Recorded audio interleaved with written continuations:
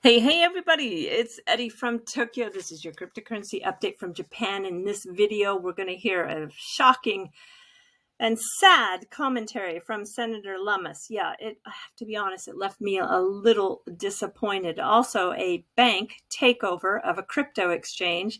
That's a big deal because both the exchange and the entity that's taking it over are Ripplenet partners. There is also, a part of the world that is really progressing while the United States seems to be getting further behind. And then a super finding where Ripplenet is going to launch in a solution for a project that is well on its way. They're going to grab just a very reasonable, just 1% of a $95 trillion market. And that will put Ripplenet in the middle of 950 billion for their solution. It's pretty interesting. So the flash look, you can see that Bitcoin is sitting at 62,438.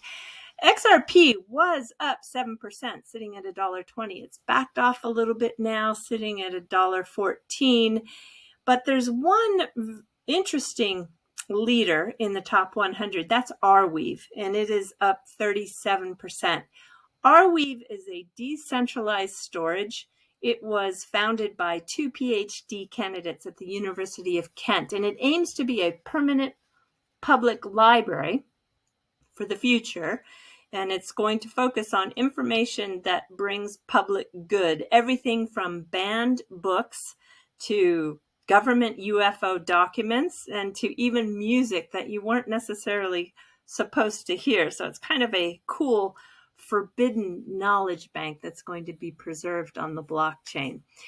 Well, despite feeling at times that this battle that we are seemingly in is a little too steep, I don't know. I just want to tell you that I was feeling very disappointed because I thought Senator Lummis was one of those more blockchain innovation supporters, but I was wrong. She had me fooled. This is really a Bitcoin maximalist statement that she has made on the CNBC Squawk Box. And it's disappointing because you cannot be a leader in the space and push only one digital asset forward and hold everything else back in the name of investor protection. It just doesn't work that way. So here, have a listen.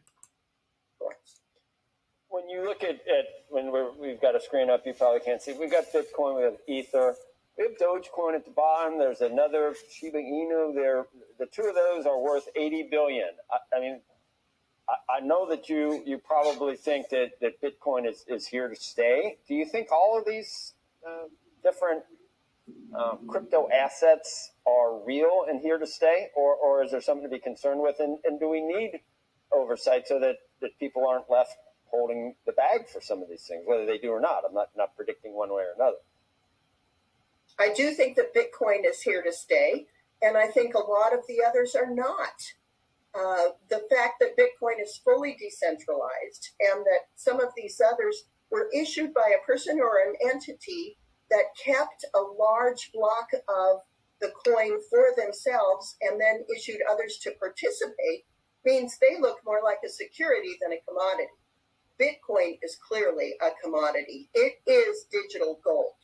So I do think that having a regulatory framework within which this can exist and innovate, meaning this entire space of digital assets, but that protects consumers at the same time is extremely valuable. And that's why we in the Financial Innovation Caucus are, even as we speak, putting together and reviewing the legislation we have crafted to address these and other issues. Bitcoin is the standard. Everything else has to be monitored differently because they are created differently. Very disappointing.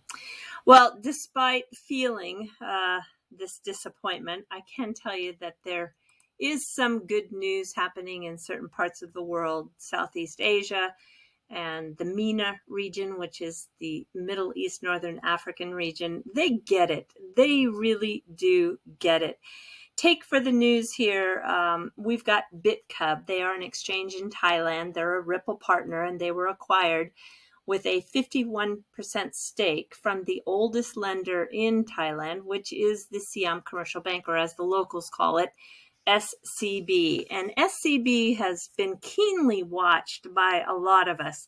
Wrath of Kahneman, Leonidas, for the last 4 or 5 years, we have just waited to see a move like this. And Leonidas points out in his video, which does a fantastic job explaining the importance of this deal, better than I could have ever done. He points out this tweet from David Schwartz back in April 2018, when David says, "In the future, I'd like to see banks set up an entity that's not technically a bank, but within their corporate umbrella to hold their XRP for them. For now, solutions that don't require them to hold because XRP flows from one exchange to the other." Well, now the Siam Commercial Bank will be able to hold its own XRP. And I think you're going to see a lot of other banks around the regions that are really vying to be the financial capital of the world that has this convergence of crypto and the legacy systems. They're going to, I'm sure, mirror this move that SCB has made.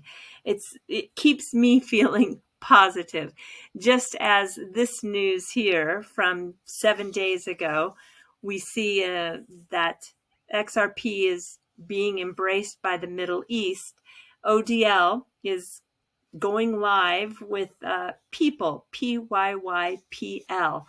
And so I do feel not all is just going in the wrong direction. Here in today's Arab news, we see the Saudi British Bank has launched its instant cross-border transfer service for the U.S. corridor powered by Ripple.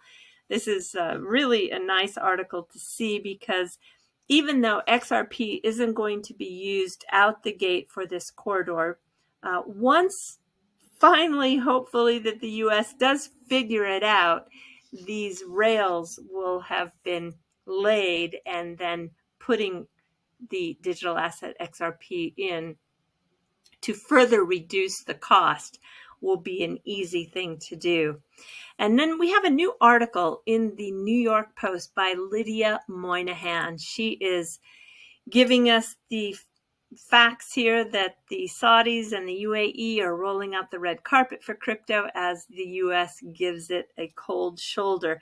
She highlights how Saudi Arabia wants to be the international financial center, and they know that crypto will be a part of that future. She's quoting Novogratz there. And then she goes on to quote Brad Garlinghouse, where he talks about the Kingdom of Saudi Arabia wants to be technology and blockchain forward leaning. Yeah, quoting those two really show that the U.S. just isn't going to be able to lead with only one asset.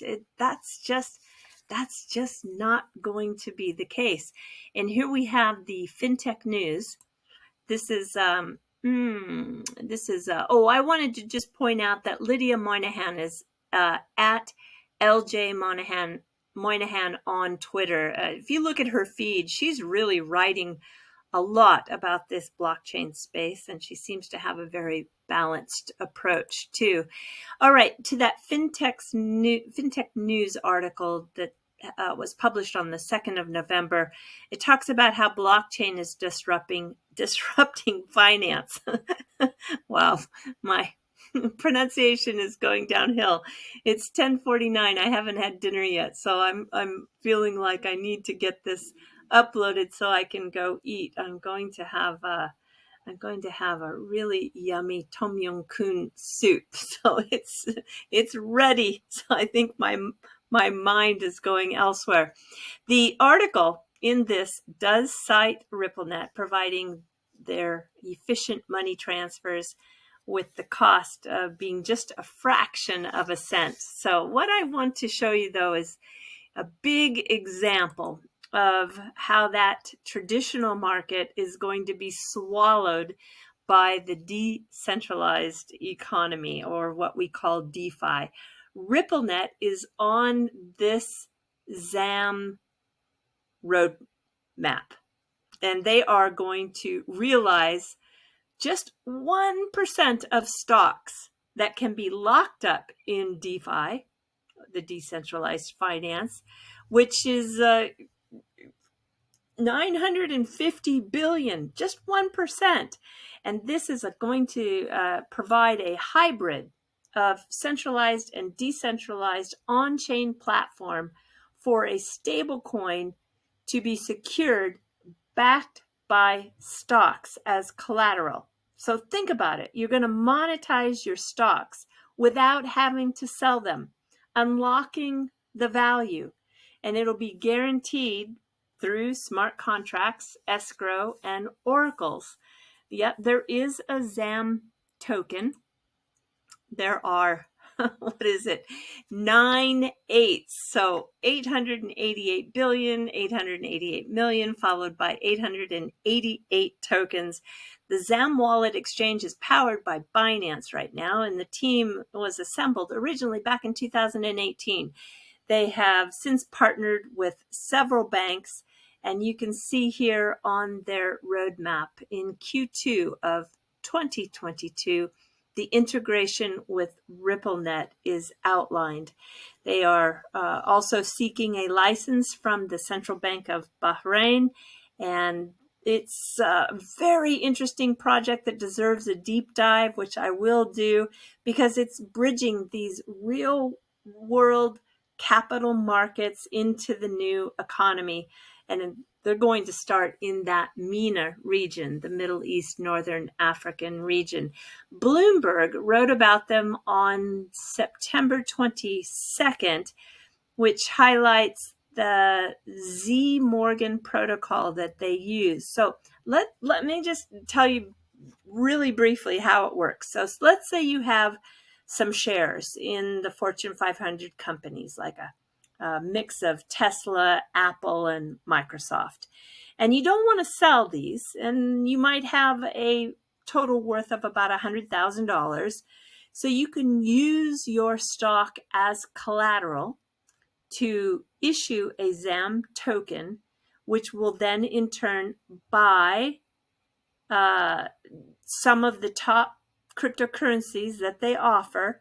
And then you can then transfer those cryptocurrencies into a decentralized platform to earn yield. So imagine the large companies, the investment funds, and the banks who want to participate in decentralized finance.